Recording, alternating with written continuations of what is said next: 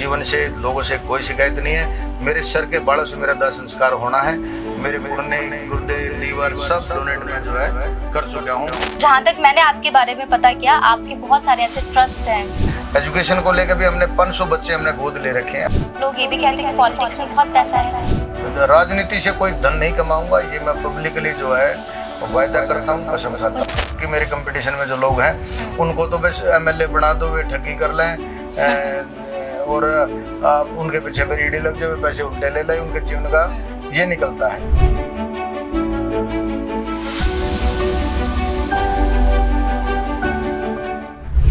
नमस्कार, channel 4 news India में आपका बहुत बहुत स्वागत है। मैं हूँ आपके साथ ज्योति सिंह। इस वक्त हम समालखा विधानसभा में हैं और समालखा विधानसभा से विधायकी के टिकट उम्मीदवार है हमारे साथ शशिकांत कौशिक जी हैं। आपका बहुत बहुत स्वागत है। नमस्कार ज्योति जी। इससे पहले एक बार आपके फ्लैशबैक में चले जाते हैं। आपको बता दें कि 2019 में भी ये उम्मीदवार थे समालखा विधानसभा से और महज 14,500 वोटों की मार्जिन से आप पीछे रह गए थे और आपके साथ जो धर्म सिंह छोकर थे वो जीत कर आए थे।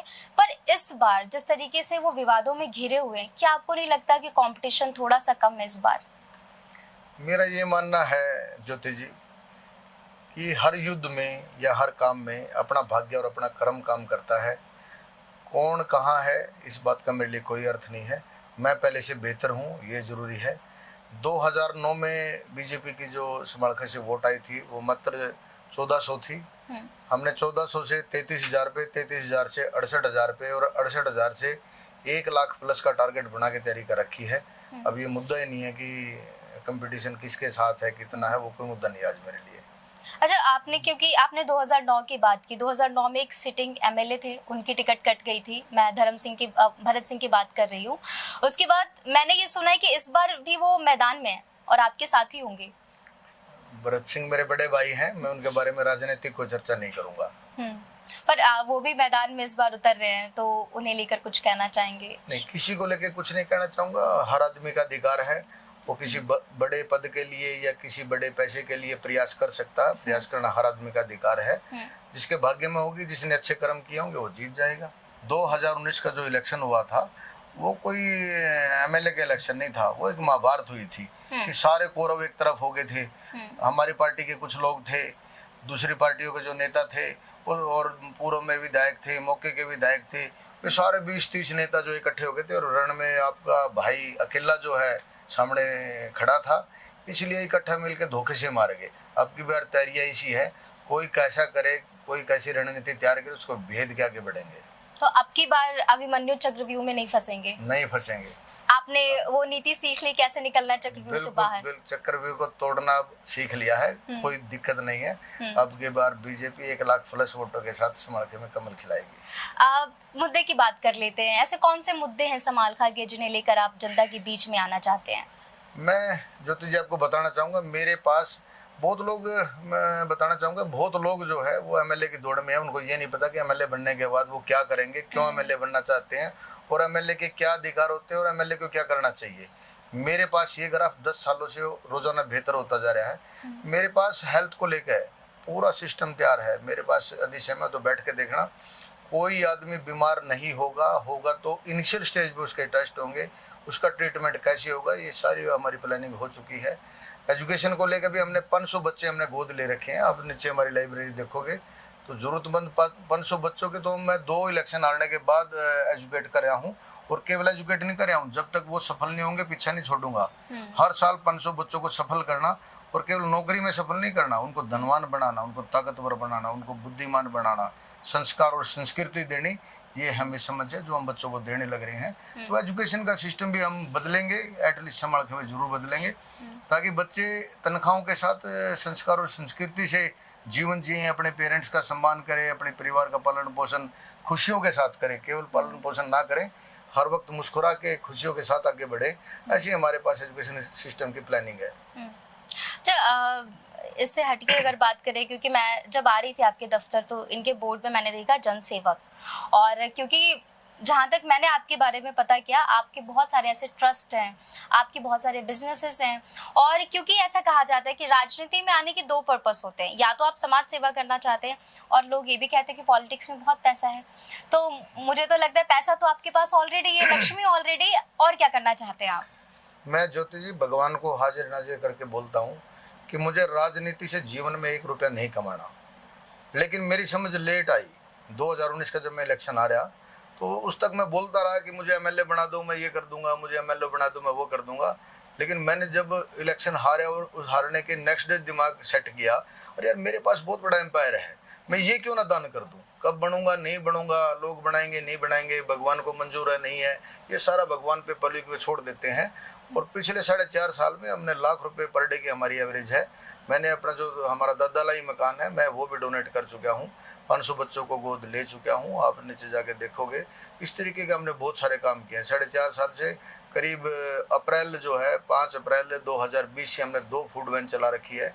वहाँ हमने हलवाई बिठा रखे हैं, ड्राइवर हैं, गाड़ियाँ हैं, जो रोजाना 2000 आदमियों का भोजन जो प्रसाद के लिए तैयार करके उनको खिलाया जाता है। और केवल राजनीतिक मुद्दा नहीं है, हमारी 3 मंडियाँ हैं, एक सोनली में, एक बापुल्ली में, एक समालके में। वहाँ की labour 70-80% labour out of Samalkha है, आउट ऑफ हरियाणा है। हम उनके लिए भोजन की व्यवस्था करते हैं बिना किसी स्वार्थ के, बिना किसी लालच के। बहुत सारे काम हमारे ऐसे चले हुए हैं। हर आदमी अपने घर में एसी कूलर और वाटर कूलर, ठंडे पानी का इंतजाम करता है। हमने, आप देखोगे तो हमने करीब 4-4.5 करोड़ रुपए की रेंज के हम जो है कूलर और वाटर कूलर बांट चुके हैं, और केवल समालखे में नहीं पूरे जिले में और पूरे पार्लियामेंट में बांट चुके हैं। गौ सेवा के लिए भी हमने पिछले हफ्ते जो है 11 लाख रुपए का अनाउंस किया, जो 1 सप्ताह के अंदर हम 11 लाख रुपए वो भी देंगे। करीब 32-35 लाख रुपए हम गौ माता की सेवा के लिए पिछले दिनों में और भी डोनेट कर चुके हैं। तो ऐसी बहुत सारी प्लानिंग है कि बने ना बने, लोग बनाए ना बनाए, भगवान चाहे ना चाहे, लेकिन लोगों का खूब आशीर्वाद है, भगवान का खूब आशीर्वाद है। किसी से कोई शिकायत नहीं है। बेहतर करना, खूब बेहतर करना। एमएलए क्या कर सकता है, मुझे ऐसी समझ है, मुझे ऐसा लगता है कि जो बाकी मेरे कंपटीशन में जो लोग हैं उनको तो बस एमएलए बना दो, वे ठगी कर लें और उनके पीछे फिर ईडी लग जाए, पैसे उल्टे ले लें, उनके जीवन का ये निकलता है। मैं कहता हूँ कि आज तक जीवन में कोई डिस्प्यूट नहीं है। व्यापार भी किया, बहुत साफ सुथरा किया, राजनीति करेंगे बहुत साफ सुथरी करेंगे। राजनीति से कोई धन नहीं कमाऊंगा, ये मैं पब्लिकली जो है वायदा करता हूँ, कसम खाता हूँ। मुझे लगता है जरूरत भी नहीं है आपको। जरूरत भी नहीं है, मैं अपना जीवन सुधार चुका हूँ।